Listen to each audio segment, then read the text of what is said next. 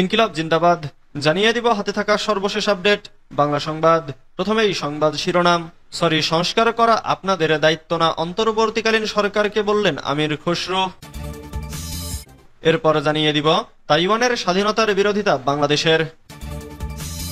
এদিকে আমরা মুক্ত হতে পেরেছি কিন্তু গণতন্ত্র ফিরে পাইনি বলেছেন মির্জা ফখরুল। আরো জানিয়ে দিব ছাত্রদল নেতার বাড়ি থেকে ওএমএস এর চাল উদ্ধার। সর্বশেষ জানিয়ে দিব দেশে আগে গণপরিষদ নির্বাচন হতে হবে বলেছেন আক্তার হোসেন। এতক্ষণ শুনছিলেন সংবাদ শিরোনাম, এবারে বিস্তারিত। সংস্কার আপনাদের দায়িত্ব না, অন্তর্বর্তীকালীন সরকারকে বললেন আমির খসরু। বিএনপির স্থায়ী কমিটির সদস্য আমির খসরু মাহমুদ চৌধুরী বলেছেন, বর্তমান সরকার হাসিনার সুরে কথা বলছে। হাসিনা যেমন উন্নয়নের গল্প শুনিয়ে ভোটাধিকার হরণ করেছিল, এ সরকারের মধ্যেও সেই সুর বাজতে শুরু করেছে। এ সরকার উন্নয়ন ও সংস্কার না করলে পরবর্তী সরকার বা রাজনীতিকরা তা করবে না, এমন কথা বলা হচ্ছে। কিন্তু আমি স্পষ্ট ভাষায় বলতে চাই, এটা আপনাদের দায়িত্ব না। জনগণ আপনাদের সেই দায়িত্ব দেয়নি। আপনাদের দায়িত্ব হচ্ছে একটি সুষ্ঠু নির্বাচনের আয়োজন করে নির্বাচিত সরকারের কাছে ক্ষমতা হস্তান্তর করা। দ্রুত নির্বাচনের দিনক্ষণ ঘোষণা করুন। চট্টগ্রামে সাংবাদিকদের সম্মেলনে আয়োজিত ইফতার মাহফিলে তিনি এসব কথা বলেন। শুক্রবার চট্টগ্রাম ক্লাবে আয়োজিত ইফতার মাহফিলে চট্টগ্রামের সর্বস্তরের মূলধারার সাংবাদিকরা অংশ নেন।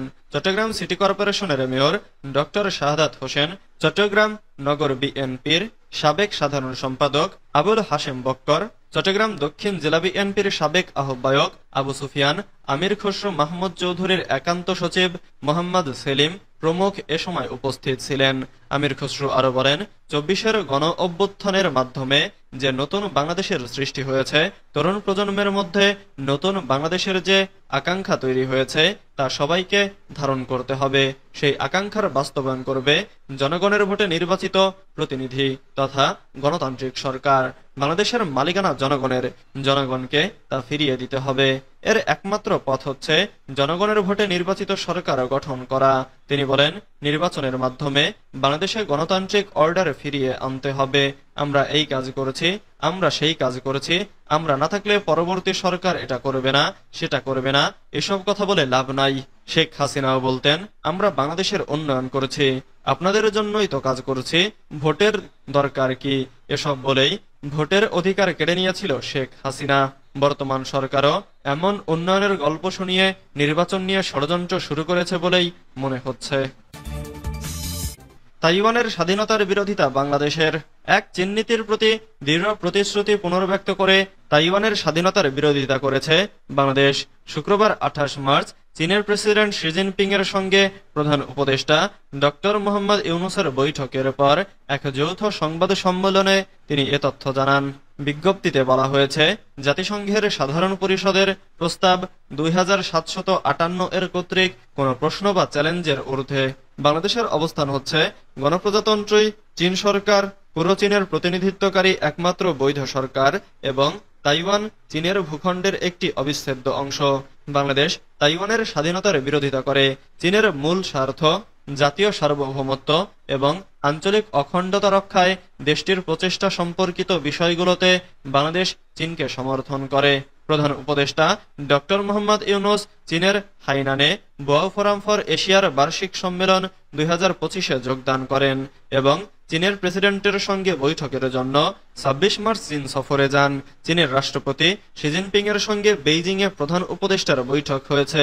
চীনের রাষ্ট্রীয় পরিষদের উপপ্রধানমন্ত্রী ডি জুয়েশিয়াং ও উপরাষ্ট্রপতি হান ঝোং এর সঙ্গেও প্রধান উপদেষ্টার বৈঠক হয়েছে।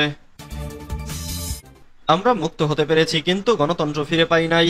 অনেক ত্যাগ তিতিক্ষার বিনিময়ে আজকে আমরা মুক্ত হতে পেরেছি উল্লেখ করে বিএনপি মহাসচিব মির্জা ফখরুল ইসলাম আলমগীর বলেছেন, আমরা এখন পর্যন্ত গণতন্ত্র ফিরে পাইনি এবং আমরা নির্বাচন পাইনি। বিএনপি মহাসচিব মির্জা ফখরুল ইসলাম আলমগীর বলেছেন, অনেক ত্যাগ তিতিক্ষার বিনিময়ে আজকে আমরা মুক্ত হতে পেরেছি কিন্তু আমরা এখন পর্যন্ত গণতন্ত্র ফিরে পাইনি এবং আমরা নির্বাচন পাইনি।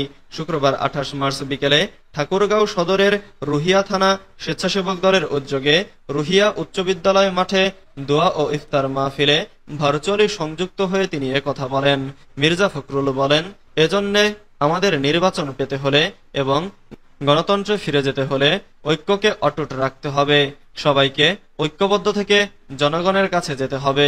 জনগণকে সাথে নিয়ে নির্বাচনের প্রস্তুতি নিতে হবে। রুহিয়া থানা স্বেচ্ছাসেবক দলের সভাপতি মোহাম্মদ বেলাল হোসেনের সভাপতিত্বে সাধারণ সম্পাদক জিল্লুর রহমান জুয়েলের সঞ্চালনায় প্রধান অতিথি হিসেবে ভার্চুয়ালি বক্তব্য দেন জাতীয়তাবাদী দল বিএনপি মহাসচিব মির্জা ফখরুল ইসলাম আলমগীর। প্রধান বক্তা হিসেবে বক্তব্য দেন কেন্দ্রীয় স্বেচ্ছাসেবক দলের সহসভাপতি হমিদুল আলম খান। ছাত্রদল নেতার বাড়ি থেকে ওএমএস এর চাল উদ্ধার। চাঁদপুরের মতলব উত্তর উপজেলার জহিরাবাদ ইউনিয়নের ডিলার ও ইউনিয়ন ছাত্রদলের আহ্বায়ক মোহাম্মদ খবির মিয়াজির বাড়ি থেকে হতদরিদ্রের জন্য বরাদ্দকৃত ওএমএস এর চাল জব্দ করেছে পুলিশ। শুক্রবার 28 মার্চ বিকেল 3টায় ওই ইউনিয়নের পাচানি দেওয়ানকান্দি গ্রাম থেকে ছাত্রদল নেতা খবির মিয়াজির ঘর থেকে 6 বস্তা চাল ও 60টি খালি বস্তা উদ্ধার করা হয়। এ ঘটনার পর থেকে তিনি পলাতক। স্থানীয় ও পুলিশ সূত্রে জানা গেছে, লটারির মাধ্যমে জহিরাবাদ ইউনিয়নের ওএমএস এর ডিলারশিপের নিয়োগ পান ছাত্রদল নেতা খবির মিয়াজি। ডিলার খবির মিয়াজি সরকারিভাবে ওএমএস এর চাল বিক্রি না করে গোপনে তার বাড়িতে বেশি দামে বিক্রির উদ্দেশ্যে রাখেন। এ তথ্য পেয়ে এদিন খবির মিয়াজির বাড়ি অভিযান চালায় পুলিশ। এ সময় তার বাড়ি থেকে ওএমএস এর 6 বস্তা সরকারি চাল ও 60টি খালি বস্তা উদ্ধার করা হয়। এ ঘটনায় খবির মিয়াজিকে আটক করতে পারেনি পুলিশ। দেশে আগে গণপরিষদ নির্বাচন হতে হবে বলেছেন আক্তার হোসেন। জাতীয় নাগরিক পার্টির সদস্য সচিব আক্তার হোসেন বলেছেন, আগামী নির্বাচন হবে গণপরিষদ নির্বাচন। সেই নির্বাচনের পর নির্বাচিত প্রতিনিধিরা নতুন সংবিধান উপহার দেবেন।